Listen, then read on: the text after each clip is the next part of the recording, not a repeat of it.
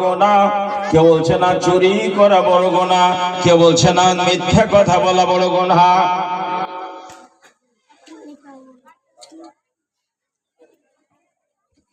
এই আলোচনা হতে হতে আলোচনা শেষ হলো না। ঘটনা লেগেছেন নাসিরউদ্দিন আলবানী সিলসিলায়ে আহাদিস সহিহা জিলদ নম্বর 6। তাহলে শেষ হলো না, শেষ পর্যন্ত কেউ একজন বলছেন, একজন সাহাবী আছে আব্দুল্লাহ বিন আমর ইবনে আস, ওর কাছে যাও। রাসূলের কাছে অনেকগুলো হাদিস ওর জানা আছে। পাঠালেন কাকে? উমরের বেটা আব্দুল্লাহকে। হাদিসের বর্ণনাকারী হচ্ছেন হযরতে সালিম রাদিয়াল্লাহু তাআলা আনহু। সালিম হচ্ছে আব্দুল্লাহর বেটা, আব্দুল্লাহ হচ্ছে ওমর ফারুকের বেটা। আব্দুল্লাহ পাঠানো হলো আব্দুল্লাহ বিন আমর ইবনে আস-এর কাছে। যে জিজ্ঞেস করলেন পৃথিবীতে সবথেকে বড় গুনাহ কোনটা?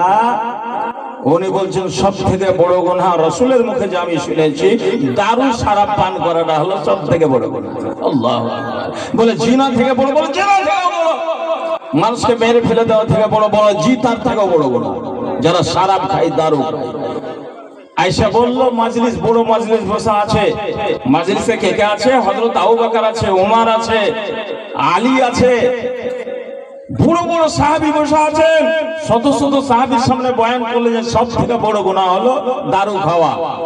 সাহাবীরা বলে কোনো কথা হলো নাকি? এটা তো সাধারণ হতে পারে, এটা আবার সব থেকে বড় গুনাহ কি করে হতে পারে? বলে ওকে ডেকে নিয়ে আসেন।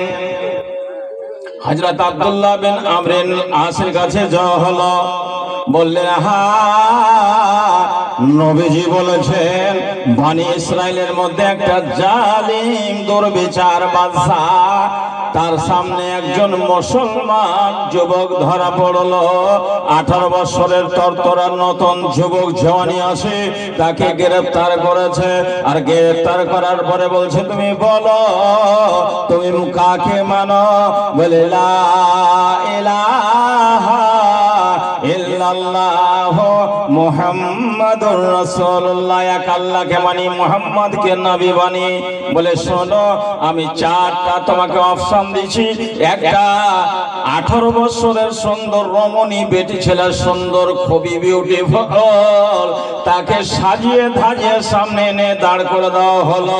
তার এক পাশে রাখা হলো একটা 6 মাসের বাচ্চা ছেলে, তার পাশে রাখা হলো একটা দারুর বোতল, আর 4 নম্বরে রাখা হলো সুয়ারের মাংস রান্না করে রাখা হলো। বলে বন্ধুরা আমার এই 4খানা অপশন তোমার সামনে দেওয়া হলো, তুমি হয় মহিলার সঙ্গে জেনা করো, নইলে শরাব পান করো, নইলে এই 6 মাসের ছেলেটাকে কাতাল করে দাও, আর নইলে সুয়ারের মাংস খাও। মুসলমানের বাচ্চা অন্তরে বিশ্বাস আছে। আল্লাহ পাক বলেছেন ওয়ালা তাকরাবুজ জিনা ইন্নাহু কানা ফাহিশাতান ওয়া সা, এই গুনাহটা হচ্ছে বিরাট বড় গুনাহ। এই জন্য মহান আল্লাহ পাক বলেছেন আরে জিনা করা দূরের কথা, পারছে যেও না। কাতাল করা আল্লাহ পাক কোরআনে হারাম করে দিয়েছে, খিনজিরের মাংস খাওয়া হারাম করেছে। আমরা হাটে বাজারে যাই, পয়সা পকেটে আছে, ফচ করে নিয়ে এলাম মাংস, কুটা মাংস পেয়েছি, পোল্ট্রির মাংস বাজার থেকে 2 কিলো নিয়ে আসলেন। কোরআন কি বলেছে জানেন? বিনা বিসমিল্লাহতে যদি কোনো পশু, হালাল পশু জবাই করা যায় তাহলে ওই মাংস খাওয়া চলবে না। মাংস কিনবেন হুঁশ করে, যে লা ইলাহা বা বিসমিল্লাহ পড়েছে না পড়েনি, আল্লাহর নাম নিয়েছে না গায়রুল্লাহর নাম নিয়েছে, যদি আল্লাহর নাম নিয়ে জবাই করে থাকে তাহলে তার মাংস খাওয়া হালাল।